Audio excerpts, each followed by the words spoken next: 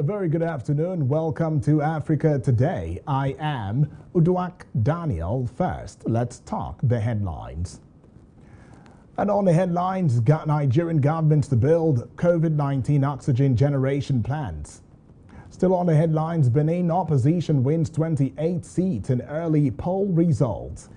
Also on the headlines, Tigray rebels start handing over heavy weapons. And on sport, Mabo knocks Waldrum over World Cup targets. And now the news in detail. Nigeria's President Muhammadu Buhari has submitted that multi-party democracy is the best system of government. The president made the declaration on Wednesday at State House Abuja while playing host to a delegation of Universal Peace Federation. President Buhari, who delved into his experience with both military and civilian rule, wondered why some African countries were still descending into the abyss of unconstitutional change of government. On the peace summit being planned for Abuja to bring all African countries together before the end of his administration, President Buhari pledged Nigeria's support relative to resources to help in stabilizing neighboring countries. Catherine Rigney, chairperson of the Federation in Africa, and Thomas Walsh, chairman Universal Peace Federation International, said they believe the forthcoming summit in Nigeria will be better, having held similar meetings in the past in Niger Republic, Senegal, Sao Tome and Principe, South Africa, among others. Moving on, the chairman of the Independent National Electoral Commission, that is the INEC, Mahmoud Yakubu, says the commission is not planning any adjustments to the election timetable, let alone postponing the 2023 general elections. Yakubu stated this at the presentation of the electronic copy of the 93,469,008 voter register to leaders of political parties on Wednesday in the capital city of Abuja, Nigeria. He said that more than ever before, the commission was more prepared for the 2023 general elections and had now successfully implemented 11 out of the 14 activities on schedule for the elections. Yakubu stated that the last batch of the bimodal voter accreditation, that is the BVAS system, BVAS, has been received, while the ongoing configuration of the critical technology in readiness for elections will soon be completed.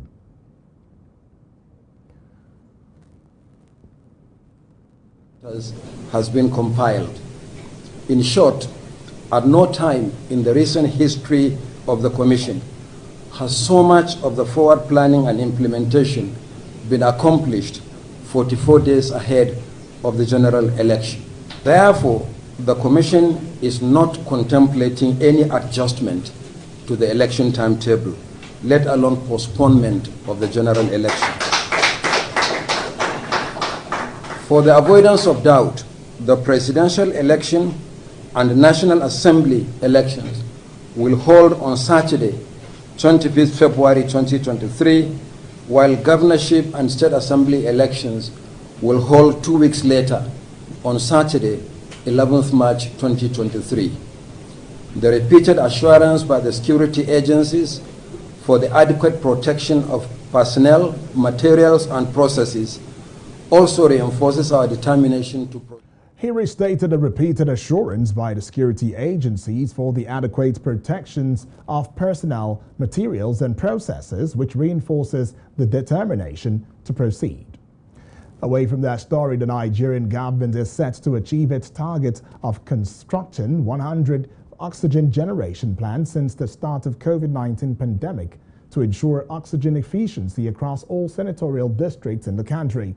The Minister of Health, Oksage Ehanire, made this known in Abuja, the nation's capital, noting that before the pandemic started in 2020, Nigeria had less than 30 oxygen generation plants, which was a cause of concern towards achieving oxygen sufficiency in healthcare delivery.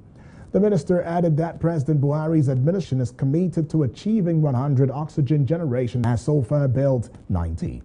On point of entry, the director of Nigeria Port Health Services, that is the GPHS, Geoffrey Okatubo, said that positive cases would be quarantined and all negative cases would be monitored, as it plans to screen passengers coming into the country using rapid diagnostic test, that is the RTD.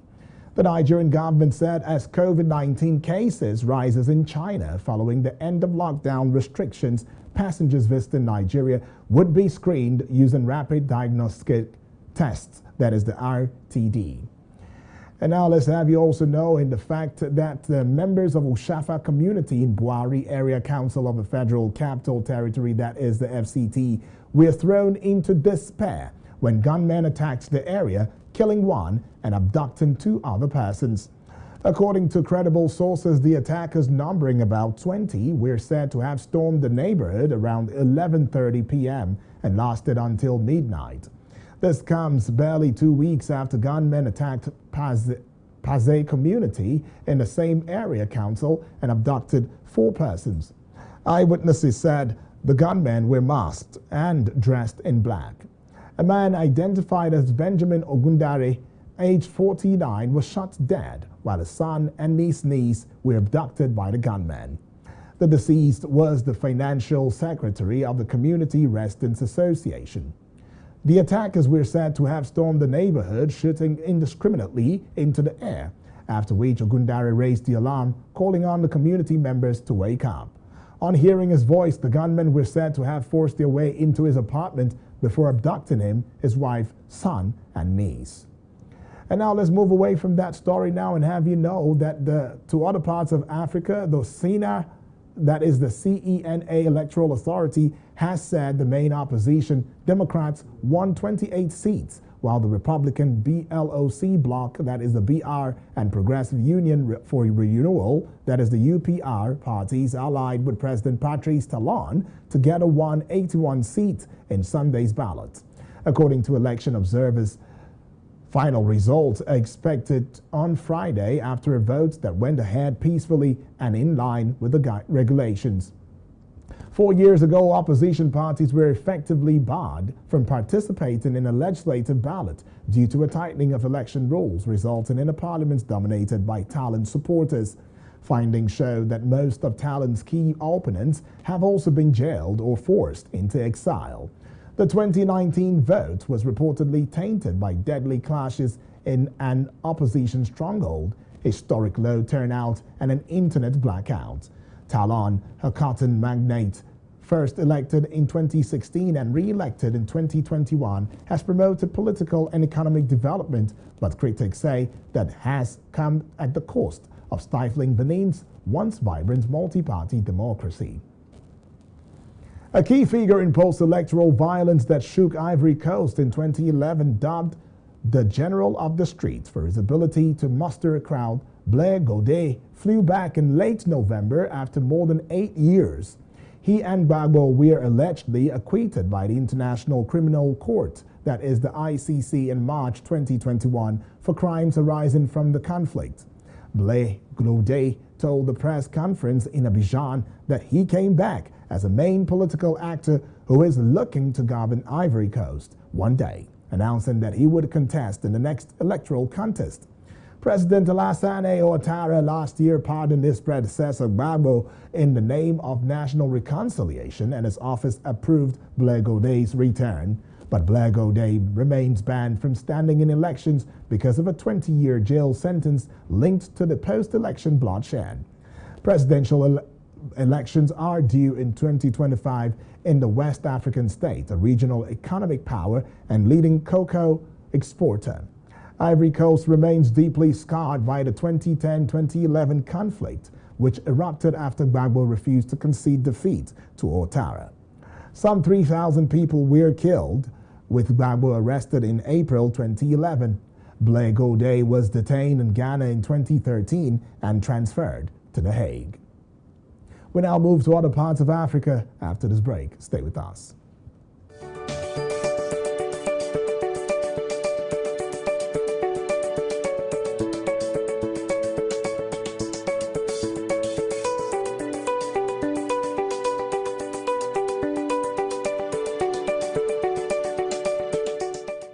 Welcome back and thank you for staying with us. This is Africa Today on Hills TV.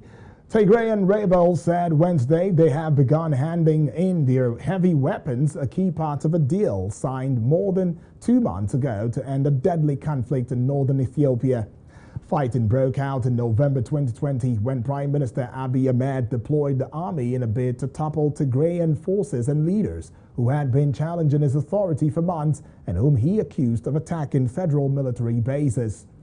Tigray People's Liberation Front, that is the TPLF spokesperson and spokesman Getachew Reda, confirmed that Tigray has handed over its heavy weapons as part of its commitment to implementing the Pretoria Agreement.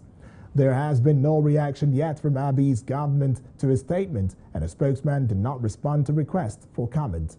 Activist Tekle Gebremichael said that the disarmament of heavy Tigrayan weapons would take place at the same time as the withdrawal of foreign and non-federal forces.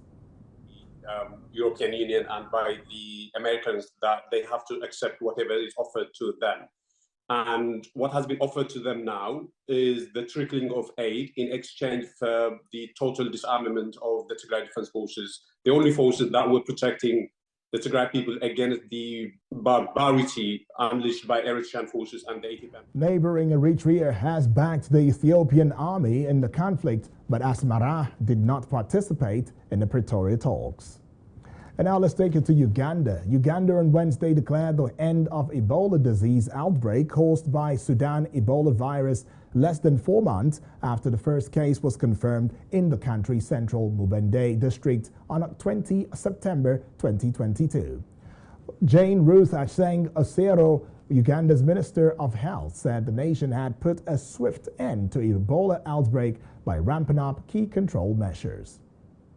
Having registered no new Ebola case, despite sustained intense surveillance, both at the epicenter districts and nationally, I now confirm that all transmission chains have been.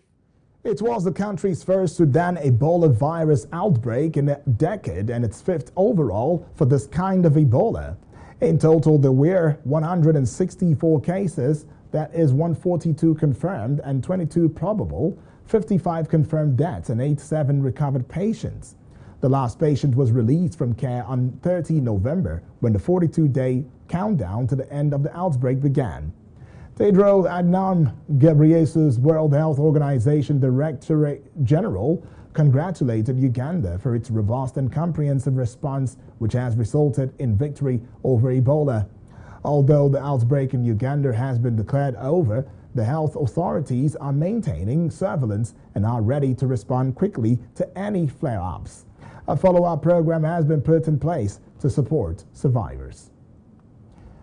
Coming right up next is business. And now talking business from the business desk on Africa Today. The Naira on Wednesday exchanged at 461.90 Naira to the dollar. The figure represented a decrease of 0.09% compared with the 461.50